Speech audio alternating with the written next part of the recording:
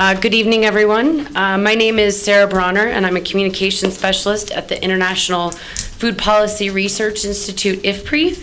Welcome to the press conference for our conference, Building Resilience for Food and Nutrition Security, organized by IFPRI, its 2020 Vision Initiative, and partners. I would like to thank you all for being here today. We've just heard keynote remarks from our 4 distinguished experts who will take questions from the audience on resilience and food and nutrition security. Ms. Ertharin Cousin, Executive Director of the United Nations World Food Program, Dr. Shengen Fan, Director General of IFPRI, Ms. Naoko Ishii, CEO and Chairperson of the Global Environment Facility, and Dr. Kanayo Nwanze, President of the International Fund for Agricultural Development. We'll take 3 questions at a time and then let the experts respond before taking the next round of questions. When you ask your questions, please state your name and media outlet and specify if your question is for a specific panelist. I would now like to open it up for questions from the audience. Please raise your hands and the ushers will bring a mic to you.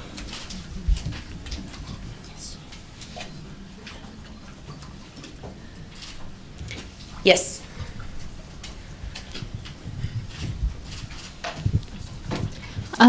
Good evening. My name is Fidelis, and I'm a freelancer. I usually write for Thomson Reuters Foundation. Just a few questions for Mr. Fan.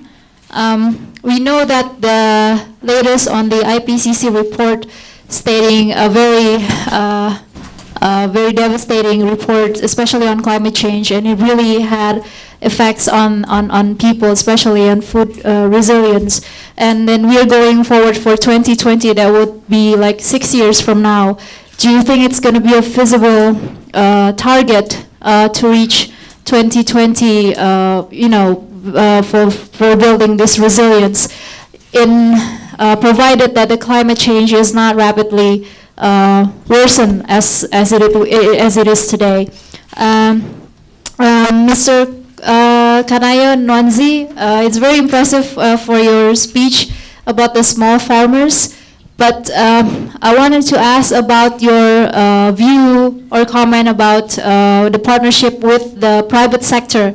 I know that I think that empowering small farmers is also important, but somehow the food industry is being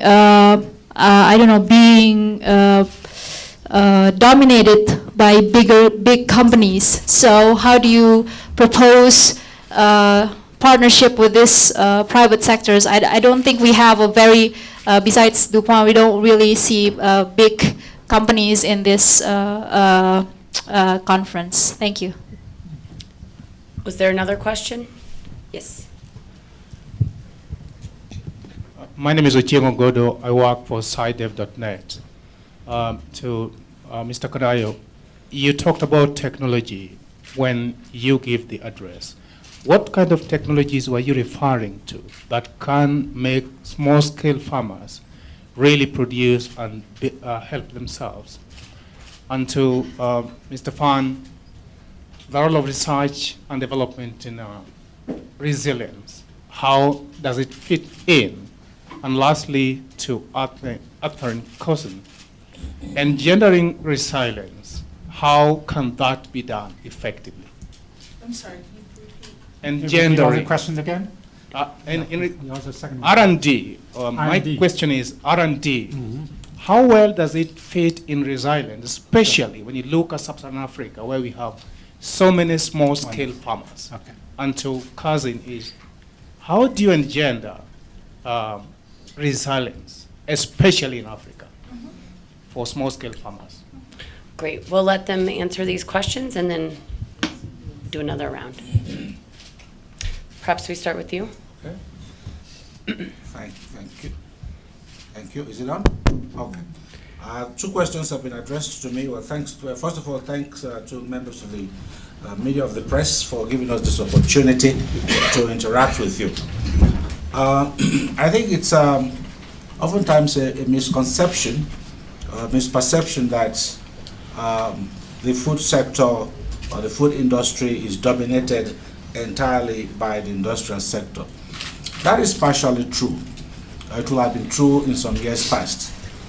Increasingly, the multinationals are realizing that they would need to source their produce from small producers, particularly in the developing world. Now, it's important for us to realize a couple of statistics. In the developing world, and particularly in Africa, 80 to 90% of the food that we consume are produced by small farmers. Now, if you take that simple fact, you should ask yourself, how do they produce this food and how does it get to the market? Many companies are now asking IFPRI to help them in the simple process of organizing farmers. And in many countries in Africa, Ethiopia, Tanzania, Kenya, Rwanda, farmers are beginning to organize themselves into farmers' organizations, sometimes to go as far as becoming legally recognized as community-based organizations or societies, so that they can access markets. The biggest constraint is accessing markets. Just 2 months ago, Unilever signed a collaborative agreement with IFPRI in order for us to help them, or actually to bring them close to small producers so that they can source their food locally, or their produce locally. So what we are saying here is that the time has passed when the large multinationals thought that they could literally source their foods without the help of small farmers. I can give you several examples. In Uganda, we have successfully been able to assist oil palm producers in Kalangala district, in the island of Kalangala, producing oil palm with a private sector, and the farmers now have a ready market.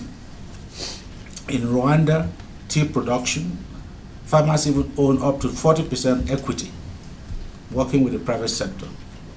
Also here in Ethiopia. You heard Ms. Antoine's presentation on how DuPont has committed itself to work with thousands of farmers in order to source their produce.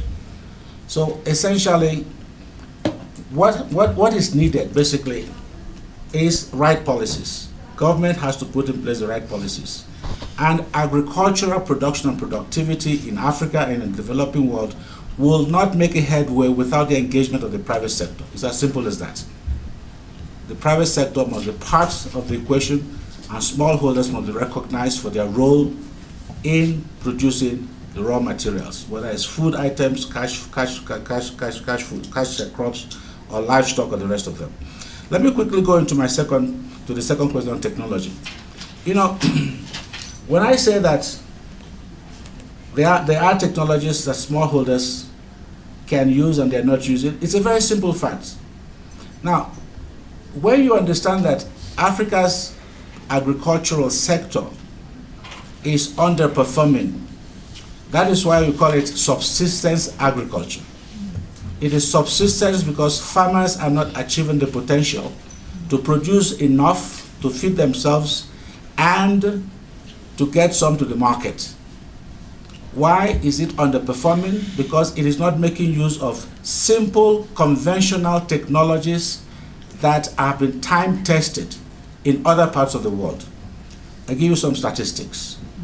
Less than 5% of all agricultural land in Africa is irrigated. In Asia, it's 46%. In some other parts of the world, it's as high as 80%. On the average, African farmers use about 13 kilograms of fertilizer per hectare. You're looking at 140 kilograms per hectare in Asia, 200 kilograms in Brazil. African farmers do not use improved seeds. They use their traditional seeds, except the few that use hybrid maize. So we're using seeds that are producing sometimes 40% of their productivity level, of their potential. Now, if you put all of these simple technologies, and FAO has shown that by simple irrigation you can quadruple production. So if we have the right policies, if farmers are linked to markets, if there are roads, if they have infrastructure, they have social services in the rural areas.